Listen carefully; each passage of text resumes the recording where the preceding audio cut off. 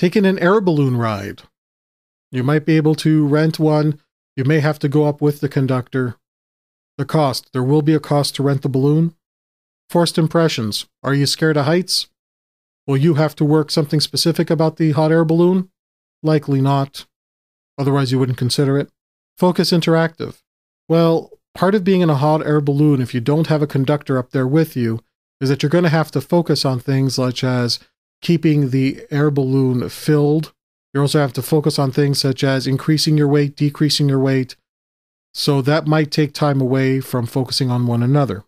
However, if you have a conductor with you, you can actually focus on one another and the conductor will take care of everything.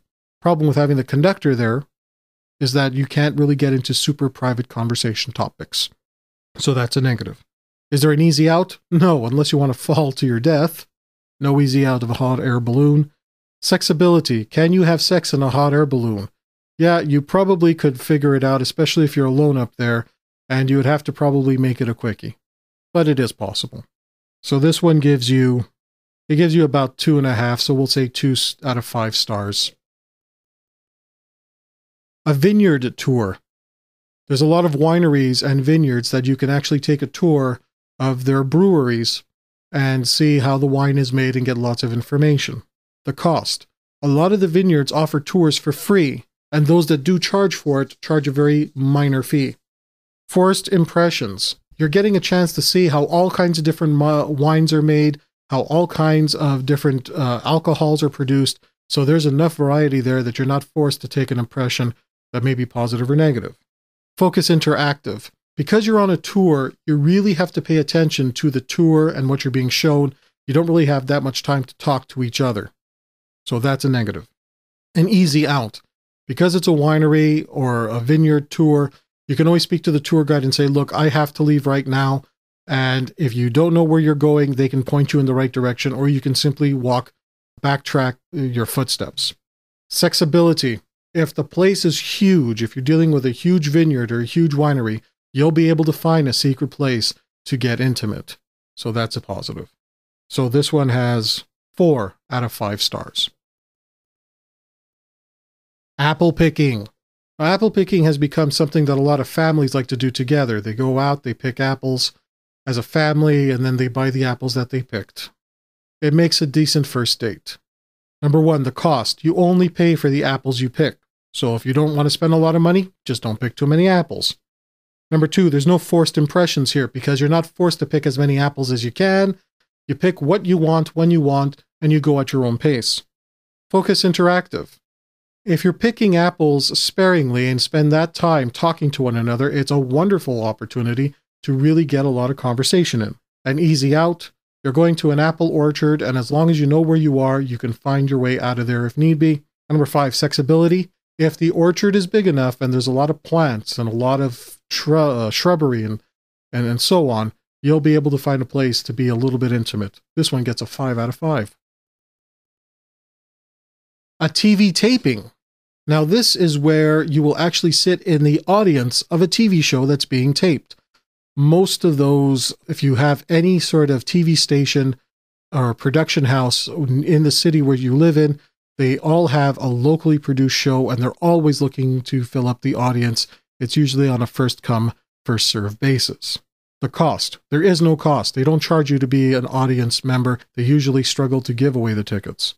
Forced impressions. If the show that you're going to be watching is based on a specific personality, you're dealing with some forced impressions, whether or not you know them, whether or not you like them. So that might be a negative thing. So try to choose shows that of people that you would actually like to be in the audience in, and that's what I'm going to assume. You actually chose a show that you wanted to see. Focus interactive. If you're watching the show, you're not focusing on each other, and there's your negative. An easy out. Because of the security involved in letting people into a TV audience, when somebody decides that they want to get up and leave, it makes it more difficult. You may have to actually be escorted out of the building, especially if you're in a very large studio, so that's a negative. Sexability, they regulate so rigidly who can and who cannot get into a TV taping that the chances of having sex on the premises is nil. So this gets 2 out of 5. Grocery store. Now, believe it or not, actually going to a grocery store, especially if you're buying the food you're going to need so that you can have dinner at your place later on, is a pretty decent date. You go around, you talk about the different foods and what memories each food evokes in your brains. It's actually a decent date. The cost. Whatever it is you want to spend is what you spend. You don't have to spend more, you don't have to spend less.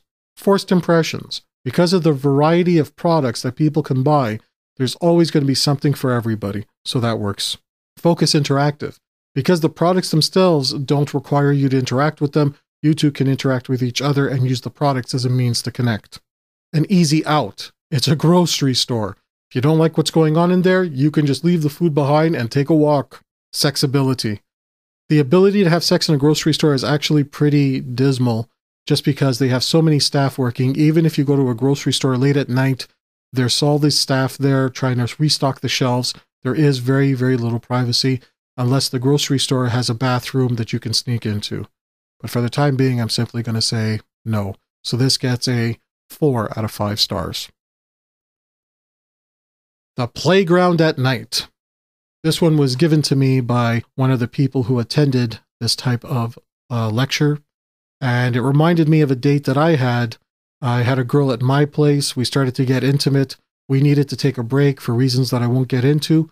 So we went to the playground late at night, went on the merry-go-round, went on the swings, and it was just so nice for us to be alone or in an area that was designed for kids, but no kids around. Cost of going to a playground at night. No cost. Forced impressions. There's a variety of things to do, and you don't have to be anything more because there's nobody else that you have to impress around. It's just you and her, so it works. Focus interactive.